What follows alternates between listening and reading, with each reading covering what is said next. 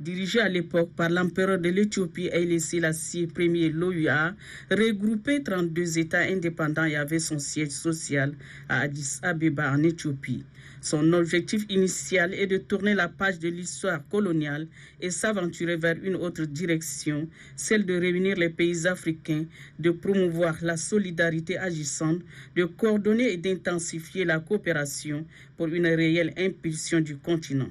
Ceci dans les domaines socio-économiques, politiques, sécuritaires, sanitaires et aussi bien de la préservation des acquis des pays membres. Pour y arriver, l'OUA avait mis sur pied plusieurs composantes qualifiées des forces. Malheureusement, elles n'ont pas pu remplir les conditions ou encore enregistrer le succès qu'espéraient les pères fondateurs de l'OUA, dont l'impact sur le terrain était négativement jugé. Il fallait donc opérer un autre choix tout en ayant une vision un peu plus claire, répondant cette fois-ci aux besoins quotidiens des Africains.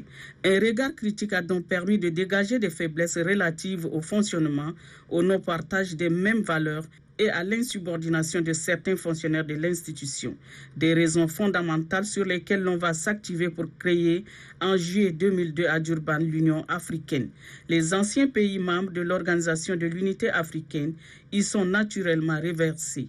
De 32 pays membres, l'on compte de nos jours 54. Une adhésion que l'on peut qualifier de prouesse avec une seule volonté, prendre en main le destin des pays africains. Et ce, grâce à la signature de la charte de l'Union africaine. Une charte dans laquelle il est clairement défini que les signataires doivent mettre les ressources naturelles et humaines du continent au service du progrès général des peuples dans tous les domaines de l'activité humaine. Malgré cet engagement, des pays membres de l'Union africaine peinent à relever certains défis. Il s'agit notamment de la libre circulation des personnes et des biens, de la résolution des conflits et de la contribution financière de certains pays membres qui tardent à se concrétiser. On espère qu'avec la célébration du 60e anniversaire de cette organisation panafricaine, des messages pointus seront lancés à l'endroit des pays membres pour une prise de conscience réelle et réalisable.